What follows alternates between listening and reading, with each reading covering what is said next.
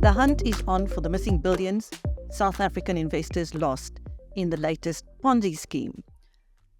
Only just over 4 million has been found in a local account.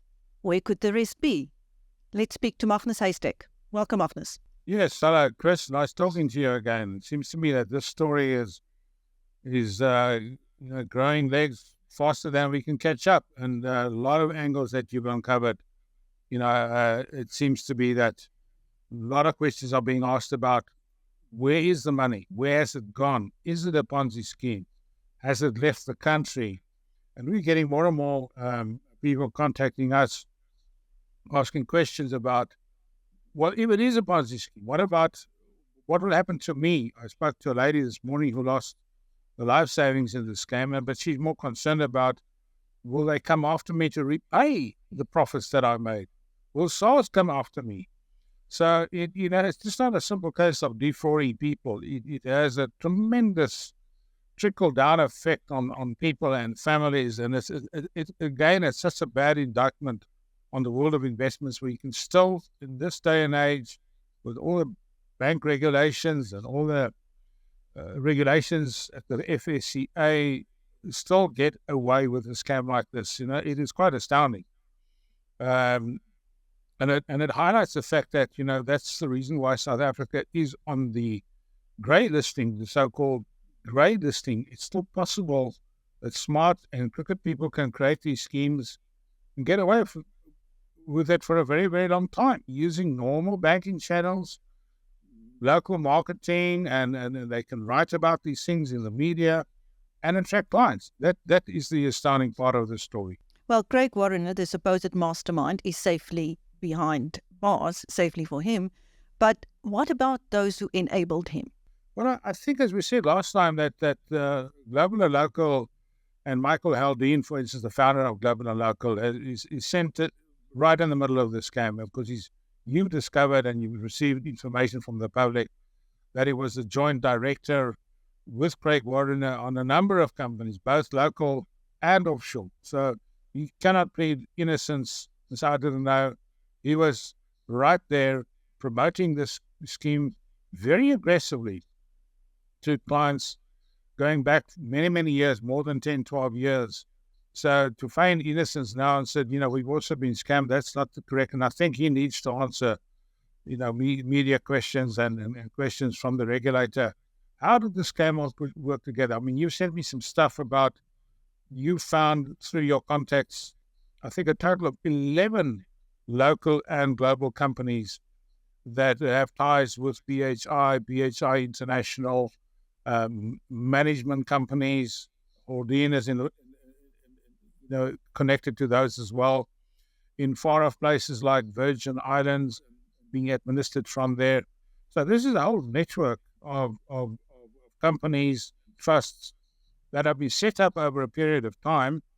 And the suspicion is very strong that most of this money is either dissipated on Ferraris and aircraft and has left the country. So I wouldn't be surprised if once they really dig down to find out, a lot of this money has left the country over a period of time and stashed away in trusts in funny parts of the world. So there's significantly more to the story than just, another scam, someone has been stolen. So there's many, many more things are going to come out, in my view. Now, assuming that money is sitting in various accounts in other countries, what are the prospects for investors of that money being repatriated to South Africa once it has been located? Well, locating the money is one thing. Proving that it is the proceeds of crime is another thing. And now you're talking or dealing with international jurisdictions, which is immensely expensive, immensely time-consuming, and we're probably looking at a 5 to 10 year period of time before you actually can go through the whole legal process in South Africa, prove that the money was stolen, prove that it left the country, prove that it landed in offshore jurisdictions. Because technically that money, if it is, let's assume that it is in various trusts around the world, is in a trust, and the trustees of that trust need to decide whether they're going to repay the money or not. They might take a different view and say, well, unless you've got legal proof and in a court in our area, our jurisdiction, we're not going to pay the money back. So that is the, as I said, trickle-down effect of these things. It takes so much money and time and effort to try and find the money. And, once again, I think that global and local needs to come and explain their role, and also the Rubicon administrators, because there's joint shareholding there, they're directors of both companies. So in Afrikaans, they call it a cutness of criminality. We all know what that is. It's just a nest of criminality perpetrated over time, almost 20 years, and it seems to be that some of this money has left the country once again through the formal banking channels and landed up in Virgin Islands and other parts of the world. Now, Michael Haldane himself once wrote a column on how to spot a Ponzi scheme, how not to be scammed. That's very ironic. I mean, what he wrote about, and I remember reading that article, was exactly what happened in this case. All the red flags were there in this investment scheme. Too good to be true. Returns better than everybody else. A very sophisticated trading strategy that only the very smart people can follow. And, no major losses. That was one of the giveaways in I looked at the history of the returns of this particular fund.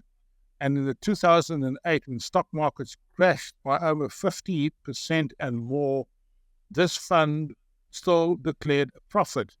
Now, if you were trading in shares on the JSE, that was physically not possible. You would have made a very, very big loss. Doesn't matter what you did in the market. And that's a typical strategy that Madoff also tried to sell, that even in downturns, he still made money. And that people fell for that argument. And then what you are picking up and what I'm picking up, that global and local were very, very aggressive promoters of the scheme, convincing investors in good regulated investments to sell those investments and transfer it to BHI because the returns were better, and wink, wink, no taxes paid, etc. So, it's very ironic that article was written and he was himself involved in a similar scam, so it seems. Well, he was still joking, really, that some people literally invest in Ponzi's knowing full well they're investing in a Ponzi.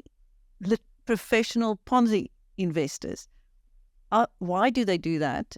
Do they get in early and get out quickly? Or as I said to you last time, I've been looking at these investment schemes or scams for almost 40 years. And it still amazes me to this day that all the warnings of all these years and decades and articles and columns and radio programs and TV programs, people still fall for an investment scheme that is too good to be true. And is it a deep-rooted flaw in the psychological makeup of investors? Is it greed?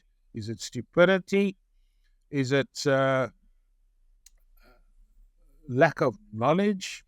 It's a combination of all those things. And people, first of all, in my experience, a lot of people do not want to take responsibility for their investments. They want someone else to run their investments, but they want to live off the proceeds. They want to make their 10, 15% year after year, but they don't want to see how it's done. They just want the money in their bank account. That's all that they're interested in. And all of these schemes operate on that basis, that for a very long time, that money gets paid. Every month, the investor gets their return, they get their dividends or interest or whatever you want to call it, and they say, look, it works. Well, how can you be cynical of these schemes? Well, I always say it works until it doesn't work. And that's exactly what happens here again. Just one day, it stops. And that happened with the Shaymaxes and the Leader Guards and the MP Finance 20 years ago. And, I can rattle them all off. These schemes work until one day when it doesn't work. And then people say, oh, I should have read the documents, or I should have asked other people, or go and see a professional advisor. I think they kind of don't want the responsibility of managing money. They want something to take care of that responsibility. And these perpetrators of these schemes play on that psychology. It says, don't worry, ma'am, we will look after you. You'll get your money every month. You relax. You spend your time doing other things. We will worry about your investments. A lot of people, unfortunately, just simply fall for that line of thinking.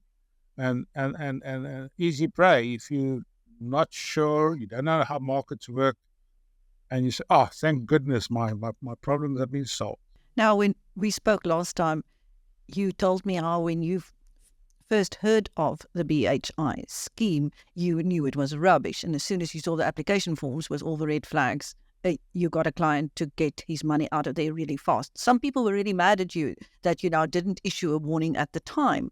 But how often do you get these schemes coming across your desk? Almost on a monthly basis. So there are many Ponzi schemes out there right now. There are so many Ponzi schemes that I'm not going to take my time and effort to go and report it every time to the FSCA. I was interested in my clients' affairs. I pull the money, end of story. Now, I don't care if people say I should have reported it. I have reported things in the past and it's been ignored. I reported the Shamax when it started. And I found myself in legal trouble. I was being sued by the Shamax people. And I kept on sending documents to the previous regulator when it was called the Financial Services Board. And I got a one-line back from the regulator at that time saying, your concerns have been noted. Thank you. And 2 years later, 4 billion rand was gone. And I've done this a number of times where I've taken a lot of my time, did the digging, sent the documents, and then nothing coming back. So I'm not going to keep on doing this because the regulator is out there and there are other people there. So, I was just concerned about my clients. So, and you also run the risk of being sued. I was threatened with lawsuits by the Shamax people and finally, when it really got so bad, I was offered a bribe, 500,000 rand, if I walked away. And that I have on record still today. I still talk about it. So it's not a simple case, I should have reported. It's very difficult to report one of these scams. And then I said, I still remember that letter from the regulator. Your concerns have been noted. Good, end of story. So, I don't worry about that. As I said, when I looked at the scam, maybe I've been in the business longer than most people, but I just said, this strategy cannot work, and it won't work, and it's rubbish. Now, these kinds of schemes are coming across your desk every month. There must be many people investing in Ponzi schemes in South Africa right now. What would you advise them to go back, read the fine print, and if it's unregulated, get their money out? First of all, check if it's regulated. Check with the FSCA. Is the advisor regulated or the fund that they're invested regulated? And if you don't know how to do that, go and pay a professional. Go to a financial advisor and say, here's money for your time, 2 hours, 3 hours. Please check this out for me and come back with a report. It's simple, but people don't want to do that. They don't want a professional advice. They don't want to pay for it. They want everything for free. And then they lose their money. And any good accountant or forensic accountant or good financial advisor will take you 2 or 3 hours to check out a scam or a scheme. And they'll say, Mr. Steyn, this is a scam. This is my advice. Walk away from it. But people don't. They just simply don't want to take the effort of doing that. But that's what they should be doing.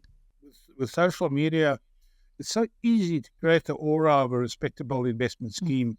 You've got beautiful TikTok messages and Ferraris in the background and telling people that they can get 15, 20% per month or per year or whatever.